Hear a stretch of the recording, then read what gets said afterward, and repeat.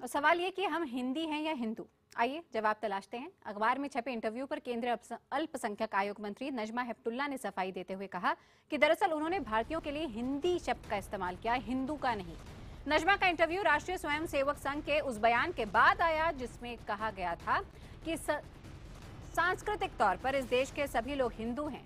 नजमा के मुताबिक हिंदी शब्द राष्ट्रीय पहचान का प्रतीक है और इसमें कोई बुराई नहीं है। नजमा की दलील है कि अरब देशों में भी भारत को अल हिंद कहा जाता है। बता दें कि आरएसएस के सर संघचालक मोहन भागवत ने 17 अगस्त को बयान दिया था कि भारत एक हिंदू राष्ट्र और यहाँ रहने वाले सभी लोग हिंदू हैं।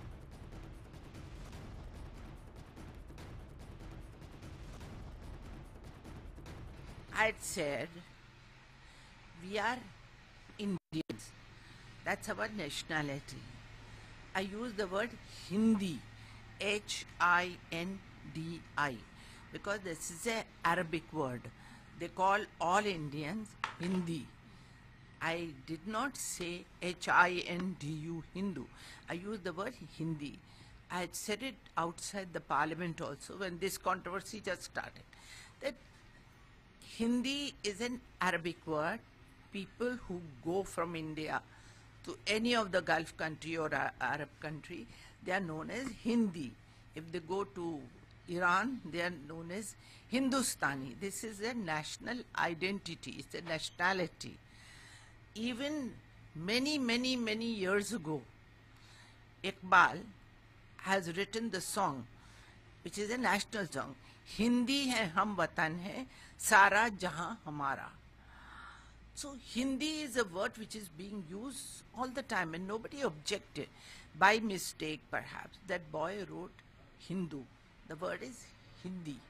That's it.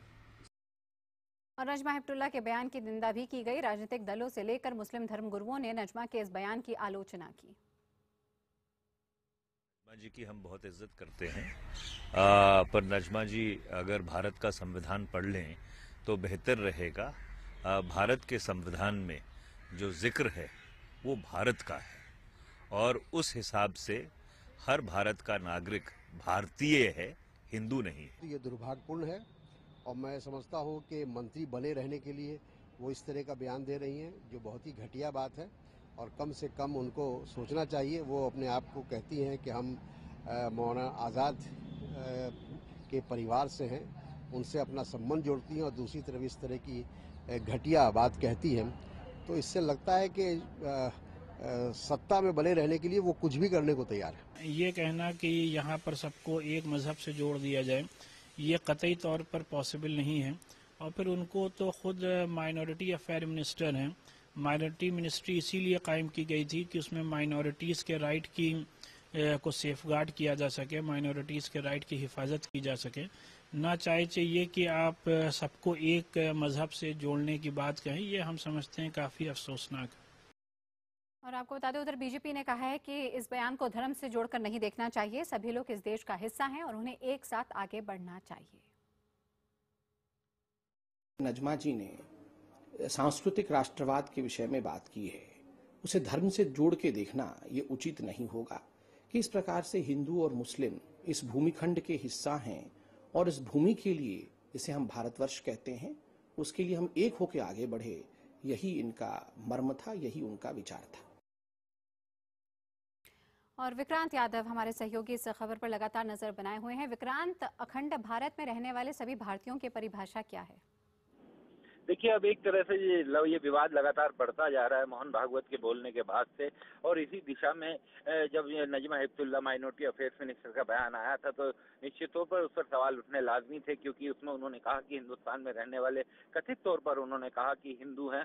और अब बीजेपी हो या नजमा हेपतुल्ला हो, वो अभी अपने बयान से एक तरह से उलट हो रही है। और उन्होंने साफ कहा है कि उन्होंने राष्ट्रीयता की बात की थी और एक राष्ट्रीय पहचान जो देश की है, जब भी अरब देशों में हिंदुस्तानी मुस्लिम जाते हैं तो उनको वहां पर हिंदी के नाम से कहा जाता है, और जब वो हज करने जाते हैं तो हिंदी हाजी कहा जाता है।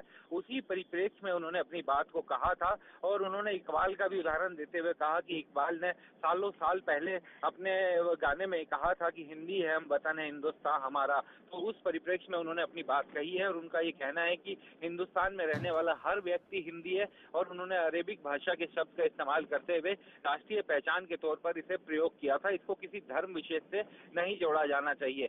जाहिर बात है कि अल्पसंख्यक कल्याण मामलों की वो मंत्री है, उनका जब बयान कथित तौर पर सामने आया तो उस पर विवाद बढ़ा, और उसी दिशा में उनका ये अब सफाई सामने आई है।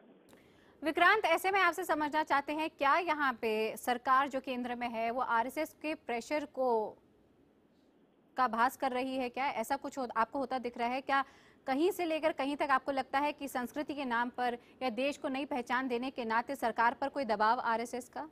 देखिए, आरएसएस प्रमुख मोहन भागवत ने जो बयान दिया था उसमें कोई नई बात नहीं थी, लेकिन उसको महत्ता इसी वजह से मिली क्योंकि अब केंद्र में बीजेपी एनडीए की सरकार है, और एनडीए की सरकार होने के नाते उनके बयान को ज्यादा वजन, ज्यादा उनको बात को महत्ता मिली है, और यही कारण है कि उसके बाद लगातार विवाद बढ़ता जा रहा है। और जब भी कोई मंत्री या बीजेपी से जुड़ा हुआ कोई शख्स अगर बयान देता है तो उस पर निश्चित तौर पर इस पर विवाद और ज्यादा आगे बढ़ रहा है। और बीजेपी हो या सरकार हो, उनसे जुड़े हुए लोगों का कहना है कि हिंदू को एक धर्म विशेष से नहीं जोड़ा जा सकता, बल्कि हिंदू इस देश की राष्ट्रीयता की पहचान है। जबकि जो विरोधी है उनका ये कहना है कि देश की राष्ट्रीय पहचान भारतीय है, बल्कि हिंदू नहीं है, उसको एक धर्म विशेष से नहीं जोड़ा जा सकता। और बीजेपी और सरकार का कहना है कि हिंदू कोई धर्म विशेष नहीं है, बल्कि हिंदू देश की राष्ट्रीयता का प्रतीक है, और उसको उसी दिशा में देखा जाना चाहिए। जाहिर बात है, राजनीतिक आरोप प्रत्यारोप है, इसी तरीके से चलते रहेंगे, लेकिन जो विपक्षी है उनका ये कहना है कि देश की पहचान केवल भारतीय है, और उसके अलावा किसी और दायरे में इसके सभी लोगों को बांधा नहीं जा सकता। हिंदू एक धर्म विशेष को प्रतिबिंबित करता है, और उसको सभी लोगों के जो यहाँ पर रहने वाले हैं सभी लोगों को उसके दायरे में करना उचित नहीं होगा। तमाम